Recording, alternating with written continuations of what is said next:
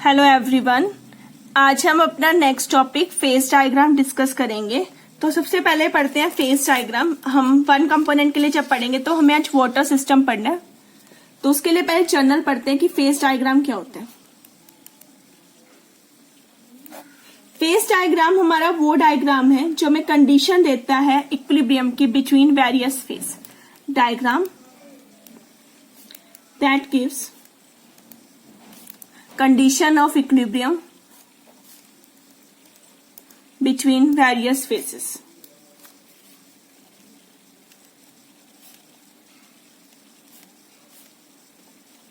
एक सिस्टम के various faces के बीच में जो हमें इक्विलिब्रियम बताता है वो हमारा क्या होता है, फेस डायग्राम।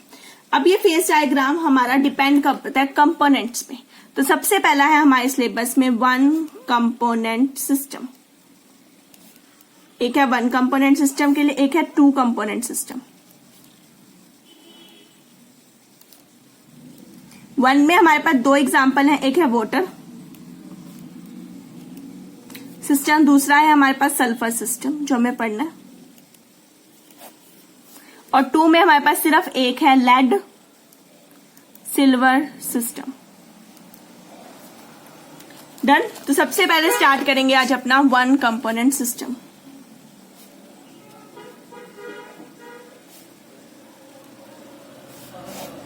ठीक है, अब वन कंपोनेंट सिस्टम की बात करें, हमारे पास फेस रूल होता है। सबसे पहले इसकी एप्लीकेशन की बात करते हैं, कैसे बाइवेरिएंट होगा, कैसे है ये यूनिवेरिएंट होगा। ठीक है, तो जनरल एक बात करते हैं एप्लीकेशन की,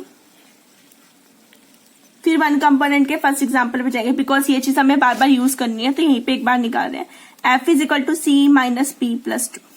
as this component is one, for one component system C की वैल्यू क्या होगी, 1। ठीक है, अब C की वैल्यू का आपने लेना है 1। फेसिस को चेंज करो, C1 P1 C2 C तो 1 ही रहेगा, हमेशा कंपोनेंट 1 है। फेस चेंज करते जाओ,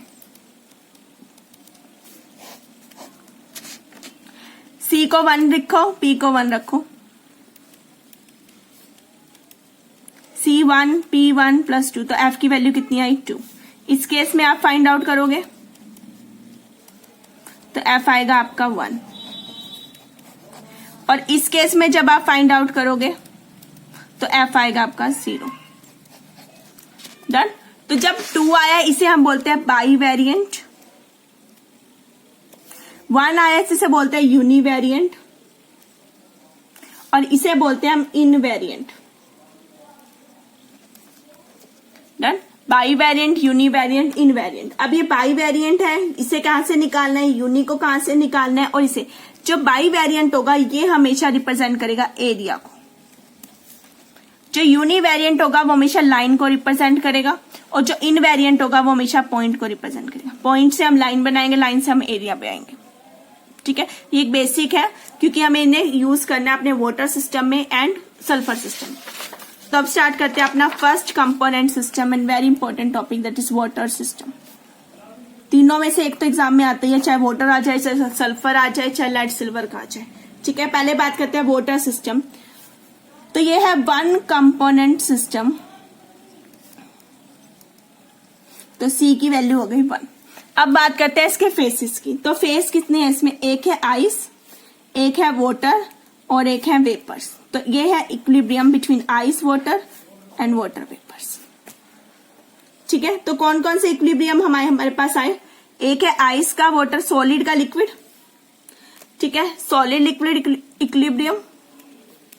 एक आया लिक्विड का वेपर्स के साथ, एक है सॉलिड का वेपर्स के साथ। ठीक है, और एक आ गया हमारा इन सब का। तो ये सारे इक्विलिब्रियम हमारे एग्जिस्ट करते हैं। क्लियर। अब इसे बनाने के लिए सबसे इंपॉर्टेंट है, because it is phase diagram, तो एक डायग्राम बनता है जिसे हम बोलते हैं इसका फेस डायग्राम। उसी डायग्राम से हम इसे रिप्रेजेंट करते हैं। डन। तो पहले मैं डायग्राम बना रही हूं, आपने सबसे पहले देखना उसके अंदर कंपोनेंट कितने हैं, उसके फेस कितने हैं। फेस कंपोनेंट होने के बाद आपने जाना उसके डायग्राम पे। तो मैं इसका डायग्राम बनाती हूँ। बिकॉज वन कंपोनेंट सिस्टम था, जैसे हमने पीछे निकाला था, तो मैक्सिमम डिग्री ऑफ फ्रीडम 2 आई थी, यानी कि 2 वेरिएंट आए थे। तो तो जब आपको 2 वेरिएंट चूज करने होंगे तो आप प्रेशर एंड टेम्परेचर चूज करोगे। जब हम 3 कंपोनेंट पे जाएंगे तब यहाँ आंसर 3 आ जाएगा, तब आप तीसरा कंसंट्रेशन लेके चलोगे। ठीक है, जब तक 2 है तब तक वो टेम्परेचर एंड प्रेशर है। तो हमारा जो प्लॉट होगा वो बिटवीन प्रेशर एंड टेम्परेचर होगा। तो आपने प्लॉट किस किस के बीच में बना लिया? प्रेशर एंड टेम्परेचर के बीच में। तब मैं ये कर्व ड्रॉ कर लेती हूँ इसकी।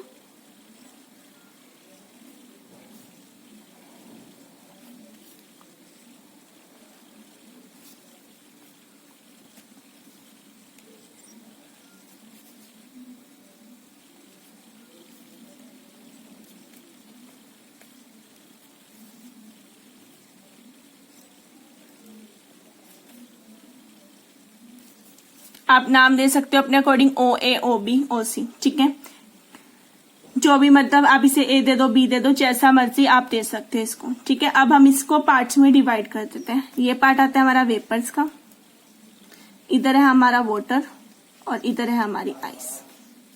ठीक है, बिकॉज सबसे हाई टेम्परेचर इस एरिया में जाएगा तो इधर हमारा आएगा वाटर। ठीक है, अब अपने पास सिर्फ नाम लिखती है, 1 बाय 1 जब हम इसे ड्रॉ करेंगे तब हम इसे आगे लाइंस वगैरह ड्रॉ करते जाएंगे। सबसे पहले इसे 3 पार्ट्स में डिवाइड कर लो। 3 पार्ट होंगे हमारे एरिया, लाइन एंड पॉइंट। सबसे पहले लेते हैं एरिया। एरिया देखो, एक एरिया है ओ ए ओ सी, दूसरा एरिया ए ओ बी, या पहले ये ले लो ओ सी बी, बी ओ सी, और तीसरा ले लिया ए ओ बी। पूरे पार्ट को 3 में एरिया में डिवाइड है। एक है ए ओ सी, दूसरा है बी ओ सी और तीसरा है ए ओ बी। मैंने तीनों को लिख लिया। जो ए ओ सी वाला एरिया है, इस एरिया में है पूरी आइस, इस एरिया में पूरे क्या है? वाटर, और नीचे वाले एरिया में पूरे क्या है? वेपर्स। डन। ऐसे ही अब चेक करते हैं लाइंस को। लाइन ने चेक कर लो, एक लाइन है ओ ए, एक लाइन है ओ सी और एक लाइन है ओ बी। ठीक है, अब ओ ए की बात करो। ओ ए लाइन के एक साइड पे आइस है, एक साइड पे वेपर्स है। आइस का वेपर्स में चेंज होना यानी कि सॉलिड का वेपर्स में चेंज होना, सॉलिड का वेपर में चेंज होना यानी कि सब्लिमेशन। तो ये कौन सी कर्व आ गई हमारी? Sublimation curve. कर्व के ऊपर लिखोगे तो ओ ए मेरी क्या है? Sublimation curve. इसमें क्या क्या चेंज हो रहा है? इसमें आइस किस में चेंज हो रही है? वेपर्स में। डन, लिख लिया मैंने इसकी वैल्यू को। अब आते हैं दूसरी लाइन। दूसरी हमने क्या ली? ओ सी। ओ सी, ओ सी के एक साइड आइस है, एक साइड वेपर है। आइस का वेपर्स में, आइस का वाटर में चेंज हो रहा, सॉलिड का लिक्विड में चेंज हो रहा है, मेल्टिंग। तो ये कौन सी कर्व होगी मेरी? Melting point curve.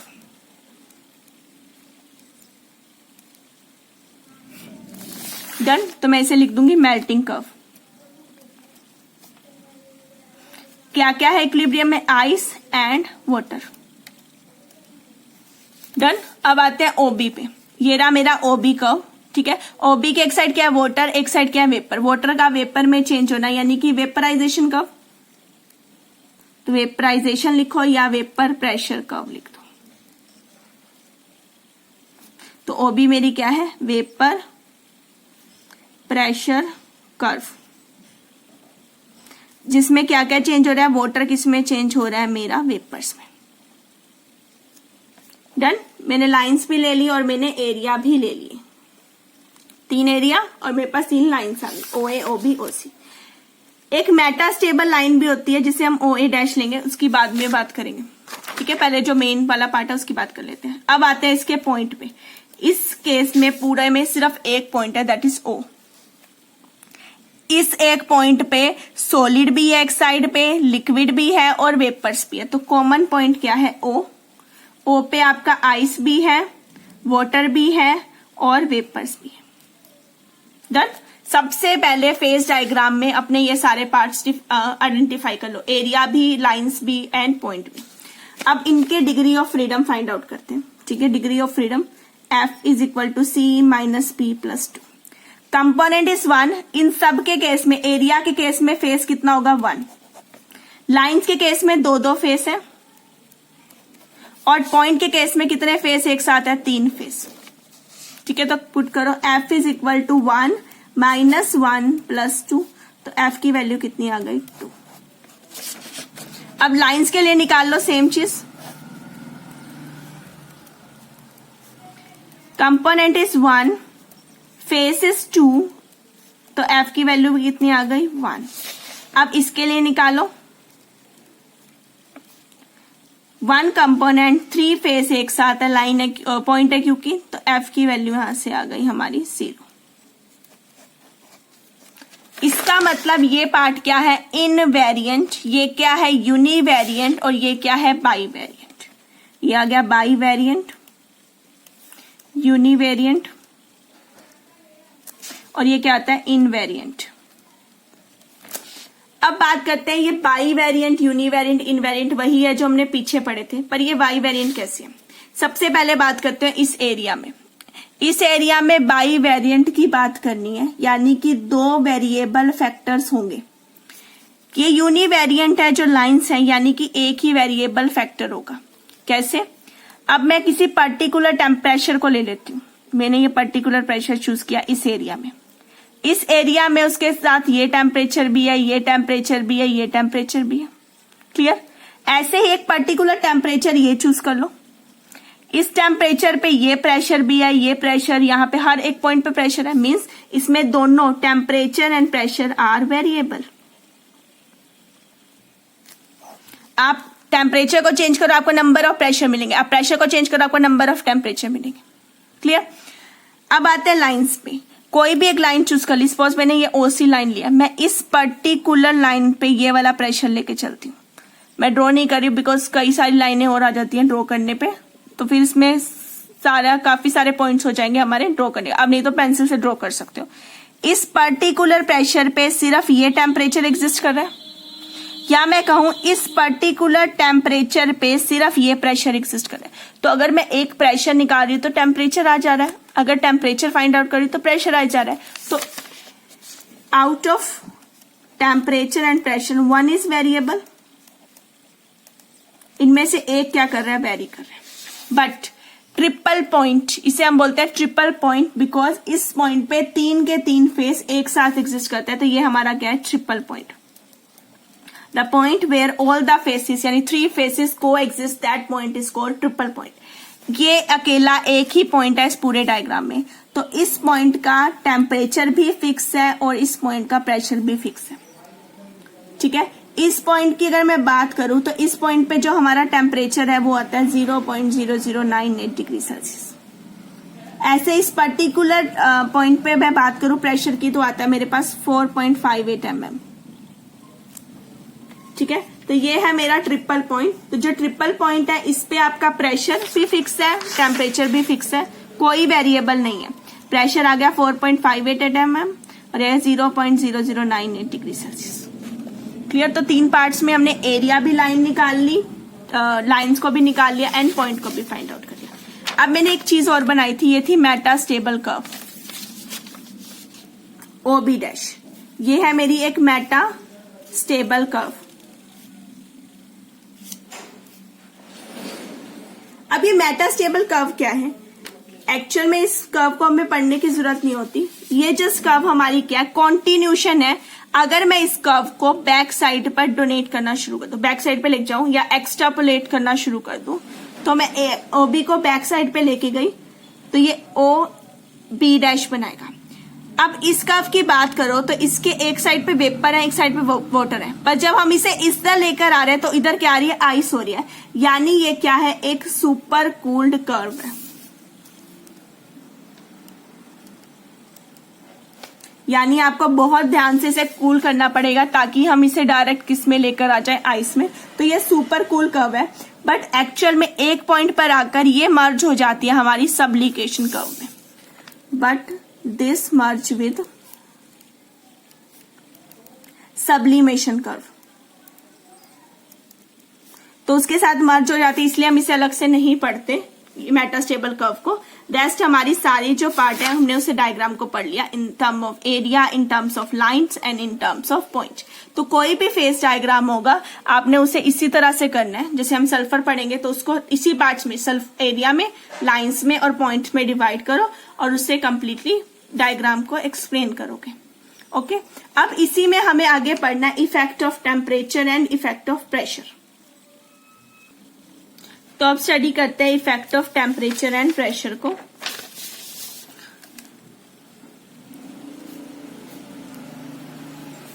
तो इफेक्ट ऑफ टेम्परेचर के लिए हम क्या करते हैं, इसी डायग्राम को लेते हैं। इसी डायग्राम में मैं एक ही लाइन ड्रॉ कर रही हूं, ठीक है। अलग अलग पॉइंट ले लेती हूँ। A point, this point is B, this point is C और दिस पॉइंट इज डी, ठीक है। आपने क्या करना है, इफेक्ट ऑफ टेम्परेचर को पढ़ना है। तो एक पर्टिकुलर प्रेशर को मैंने फिक्स कर दिया और टेम्परेचर को इंक्रीज किया। पी को किया कांस्टेंट और टी को किया इंक्रीजेस, ठीक है। तो move along A B D, इस लाइन के लोगों आपको मूव करना है। सबसे पहले ए पॉइंट पे आते हैं। एट ए पॉइंट आपके पास क्या, आइस। ए पे आपके पास क्या, आइस, ठीक है, ओनली वन फेस। जैसे आप बी पॉइंट पे आओगे आइस क्या होना शुरू कर देगी, मेल्ट, बिकॉज ये मेल्टिंग पॉइंट कर्व है। तो बी पॉइंट पे आइस और वाटर, आइस मेल्ट होनी शुरू हुई तो दो फेस हो गए। इस पॉइंट पे पूरा वाटर बन गया तो बी से लेके सी तक के पास आपके पास क्या चला, फिर से वाटर चला। बी सी क्या है आपका, वाटर फेस। बी सी पूरा ये है वाटर फेस।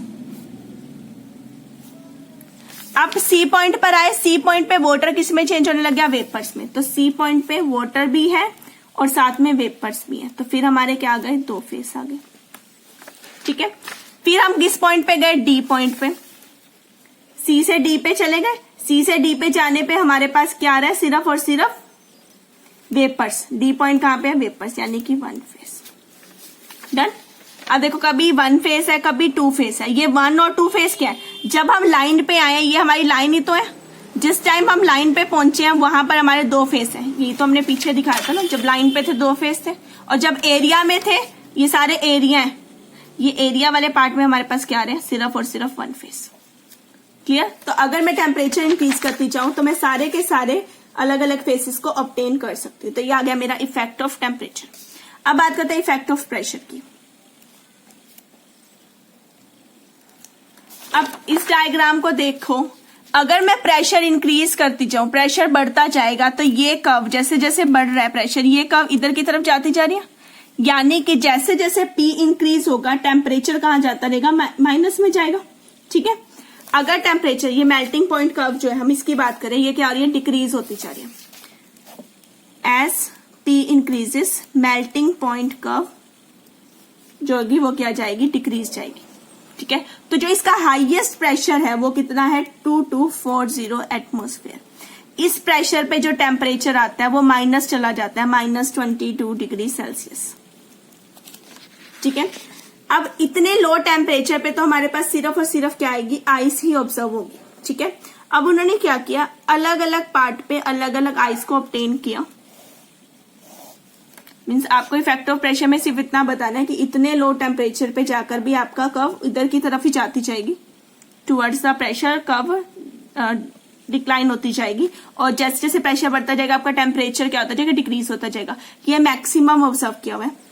एक इसी में आप देखोगे आपके पास टेम्परेचर और प्रेशर में अलग अलग प्रेशर टेम्परेचर कंडीशन पे उन्होंने आइस को ऑब्टेन किया, बिकॉज जितना टेम्परेचर लो जाएगा आपके पास आइस ही ऑब्टेन होगी।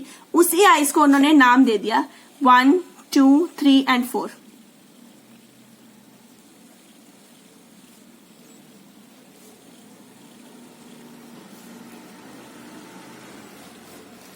ये हमारी आइस 1 है, ठीक है, जो ऑब्टेन हुई। आइस 2, आइस 3, ठीक है। ऐसे ही यहाँ पे आइस 4 आती है, फिर ये 5 आती है, 6 आती है, 7 आती है। तो वेरी अलग अलग हमारे पास आइस आनी शुरू हो गई।